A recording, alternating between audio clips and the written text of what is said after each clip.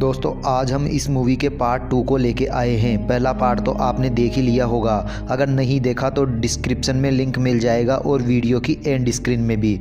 आज हम पार्ट 2 की बात करते हैं जो कि काफ़ी गजब का है। तो बने रहिए वीडियो के लास्ट तक और चैनल को सब्सक्राइब कर दीजिए और वीडियो को लाइक कर दीजिए। तो चलिए शुरू करते हैं। मूवी के शुरू में हम रेवेना को देखते हैं जो राजा के साथ चेस खेल रही हैं और इसी दौरान वो राजा को मार देती है। राजा की मृत्यु के बाद रेवेना अपनी बहन फ्रेया के साथ उसके राज्य पर कब्जा कर लेती है। तभी रेवेना को पता चलता है कि उसकी बहन और एंड्रयू एक दूसरे को पसंद करते हैं। एक रात रेवेना अपनी बहन फ्रेया से उसके रिलेशनशिप के बारे में पूछती है तो फ्रेया कहती है कि वह एक दूसरे को चाहते हैं। रेवेना को ये बात भी पता चलती है कि फ्रेया माँ बनने वाली है। वो कहती है कि एंड्रयू एक दिन तुम्हें धोखा जरूर देगा। कुछ दिनों बाद फ्रेया को बच्ची होती है और उसके पास एंड्रयू का पत्र आता है कि हम सब कुछ छोड़कर कहीं दूर चले जाएंगे। जब रात को फ्रेया उससे मिलने आती है तो वह देखती है कि उसके कमरे में आग लगी है। जब वह जाकर देखती है तो एंड्रयू ने उस बच्चे को मार दिया था। इस पर फ्रेया को गुस्सा आता है और उसकी जादुई शक्तियां जाग जाती है और वह एंड्रयू को भी मार देती है जमाकर। वह बर्फ की रानी है। इसके बाद फ्रेया बहन को छोड़कर दूर उत्तर में चली जाती है अपना अलग राज्य बनाने को। वह पूरे राज्य को बर्फ में ढक देती है। फ्रेया बच्चों को पकड़कर अपने महल में बुलाती है और कहती है कि आज से तुम सब मेरे बच्चे हो, तुम्हें सब मिलेगा, पर यहाँ प्यार करना गुनाह है, प्यार के अलावा सब कुछ करो।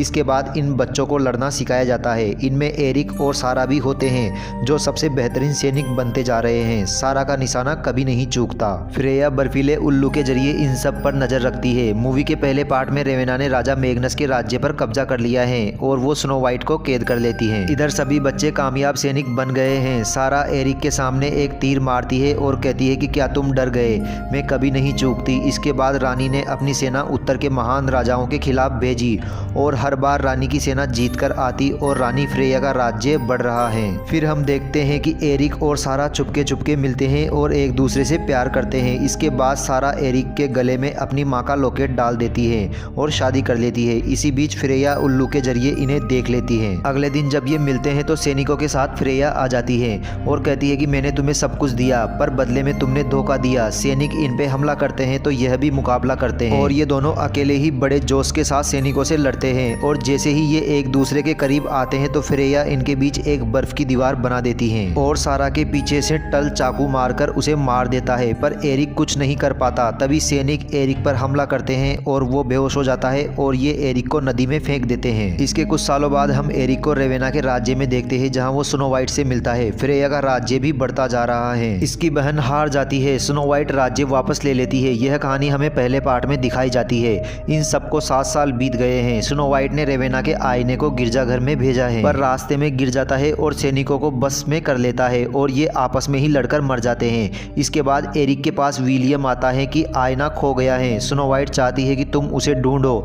अगर वो गलत हाथों में पड़ गया तो बुरा होगा। तभी एरिक अपनी कुल्हाड़ी निकालकर बर्फीले उल्लू को मारता है कि यह फ्रेया का उल्लू है। उसे आईने के बारे में पता चल गया। अपनी सेना उत्तर की ओर ले जाओ, अगर आईना फ्रेया के हाथ लग गया तो हर चीज बर्फ में ढक जाएगी। फिर एरिक 2 बोनों के साथ आईना ढूंढने निकल जाता है। उधर टल फ्रेया को बताता है कि हमने उत्तर का आखिरी राज्य भी जीत लिया है, पूरा उत्तर हमारा हुआ। तो फ्रेया कहती है कि नहीं, अभी सब खत्म नहीं हुआ, दक्षिण अभी बाकी है। तो टल कहता है कि यह नामुमकिन है, दक्षिण को नहीं जीता जा सकता, स्नो वाइट की सेना बहुत विशाल है। तो फ्रेया कहती है कि मुझे अपनी बहन के आईने के बारे में पता चला है, उसकी मदद से मैं बहुत शक्तिशाली हो जाऊंगी। एरिक भी वहां पहुंच जाता है जहां आईना गिरा था, पर यहां से आईना गायब है। तभी वहां एक हीरा लगा तीर मिलता है तो एरिक अपने पास रख लेता है। फिर रात को ये कहीं रुकते हैं तो वहां कुछ लोग आकर एरिक से लड़ने लगते हैं और एरिक को धोकर उसे मारने ही वाले थे। तभी एक तीर उसके हाथ पर लगता है और कोई और सैनिक वहां आ जाता है। ये उन्हें बुरी तरह मारता है। बाकी लोग यहाँ से भाग जाते हैं। इसके बाद वो अपना मास्क उतारती है तो पता चलता है कि वो सारा है और जिंदा है। वो एरिक को भी मारकर बेहोश कर देती है। एरिक को होश आने पर उसे यकीन नहीं होता कि यह सच है। वो कहती है कि मैंने तुम्हें देखा था, तुम मुझे छोड़कर भाग गए थे। तभी दिखाया जाता है कि एरिक भाग गया था। एरिक ने भी देखा था कि सारा मर गई। फ्रेया ने उन्हें वही दिखाया जो वो दिखाना चाहती थी, सच अलग था। सारा कहती है कि उसने मुझे 7 सालों के लिए तहखाने में बंद कर दिया था। इसके बाद ये यहाँ से निकलते हैं और सारा कहती है कि चाहे कुछ भी हो जाए मैं उस आईने को फ्रेया के हाथ नहीं लगने दूंगी। पर जंगल में ये 2 बोनी औरतों के जाल में फंस जाते हैं। एरिक इन्हें वही हीरे वाला तीर दिखाता है तो वह इन्हें नीचे उतारती हैं। एरिक के पूछने पर वह बताती है कि यह गोब्लिन्स का है, वह हर चमकने वाली चीज को चुरा लेते हैं। मैं तुम्हें वहां ले चलूंगी, तुम अपना आईना ले लेना, हम खजाना ले लेंगे। फिर ये गोब्लिन्स के इलाके में आ जाते हैं जहां इन्हें वो आईना मिल जाता है, पर तभी इनके सामने एक गोब्लिन्स आ जाता है। ये दोनों इससे लड़ते हैं और बोने आईना लेकर ले जाने लगते हैं, तो गोब्लिन्स अपने साथियों को भी बुला लेता है, पर एरिक उसे मार देता है। सारा देखती है कि उसका लॉकेट उसने अभी भी पहना हुआ है। तभी वहां और गोब्लिन्स आने लगते हैं, तो ये भागने लगते हैं। तभी गोब्लिन सारा को पकड़ लेते हैं। एरिक उसे छुड़ाकर पुल के दूसरी तरफ जाने को कहता है और वो पुल काट देता है और अकेले ही गोब्लिन्स का मुकाबला करने लगता है, पर वो जीतता नहीं दिख रहा। तो सारा एक जलता हुआ तीर मारती है, जिससे सभी गोब्लिन्स जलने लगते हैं आग के साथ। इसके बाद ये लोग परियों के इलाके में आ जाते हैं और रात को सारा को एरिक पर भरोसा हो जाता है। सुबह एरिक को सारा पर शक होता है। वो पूछता है कि तुमने कुछ छुपाया है क्या? तभी चारों तरफ बर्फ जमने लगती है, क्योंकि वहाँ बर्फ की रानी फ्रेया सेना के साथ आने लगती है और सारा फ्रेया की तरफ जाती है। ये सब फ्रेया का प्लान था। उसने सारा को आईना हासिल करने के लिए भेजा था, क्योंकि तब सारा सच्चाई नहीं जानती थी। उसे भी लगता था कि एरिक उसे छोड़कर भाग गया था। इसके बाद फ्रेया सारा से एरिक को मारने को कहती है, तो सारा बिना हिचके ही एरिक के सीने में तीर मार देती है। एरिक मर जाता है और सारा भी फ्रेया के साथ चली जाती है।